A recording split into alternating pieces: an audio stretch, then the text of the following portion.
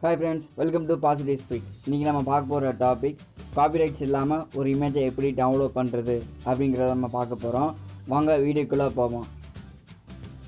ஒரு க்ரோமை செலக்ட் பண்ணிக்கோங்க. செலக்ட் பண்ணியாச்சு. இப்போ நான் மேன் எக்ஸ்பிரஷன் இமேஜ் குவாலிட்டி அப்படிங்கிறத டைப் பண்ணுறேன். இப்போ நான் ஓகே கொடுத்துக்கிறேன். ஓகேங்களா? இப்போ இமேஜை கிளிக் பண்ணிக்கோங்க.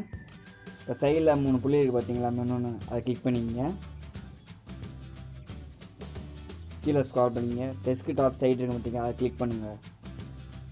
இப்போ லேப்டாப்பில் ஒரு ஆப்ஷன்ஸ் மட்டும் நிறையா வரும்.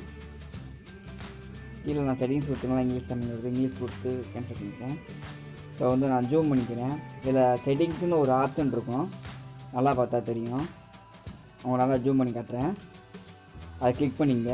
அட்வான்ஸ் சர்ச்னு ஒரு ஆப்ஷன் பார்த்தீங்க, அதை கிளிக் பண்ணிக்கிறேன். மறுபடியும் கீழே இங்கிலீஷ் தமிழ் இருக்குது. இங்கிலீஷ் கொடுத்து கேன்சல் பண்ணிக்கிறேன். கீழே நல்லா பார்த்தீங்கன்னா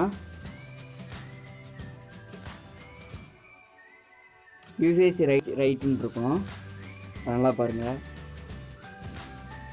அதுக்கப்புறம் கீழே அதை கிளிக் பண்ணிங்க. கிளிக் பண்ணிவிட்டு கீழே free to use and modify and கமர்ஷியல்னு இருக்கும், அதை கிளிக் பண்ணிங்க.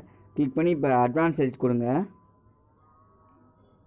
கொடுத்ததுக்கப்புறம் வர இமேஜ் எல்லாமே காப்பிரைட்ஸ் இல்லாத இமேஜ். நம்ம இந்த இமேஜை டவுன்லோட் பண்ணிக்கலாம்.